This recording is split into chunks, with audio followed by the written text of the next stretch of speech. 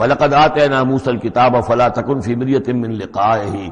اور ہم نے موسیٰ کو کتاب دی تھی، اور یہ جملہ متردہ بیچ میں آیا ہے کہ اے نبی آپ بالکل شک میں نہ رہیے اس کی ملنے سے یا اس کی ملاقات کے۔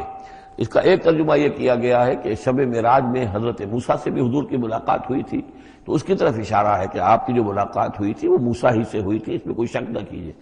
لیکن زیادہ جو قرین قیاس ہے، جو سیاق و سباق کے ساتھ مناسبت رکھتا ہے، وہ یہ ہے تو اے نبی آپ بالکل کوئی شک نہ رکھیں اس بات میں کہ جو کتاب موسیٰ کو دی گئی تھی وہ واقعتاً اللہ کی طرف سے تھی، کتاب کا ملنا اللہ کی طرف سے تھا، اور اس قرآن کا ملنا جو آپ کو ملی ہے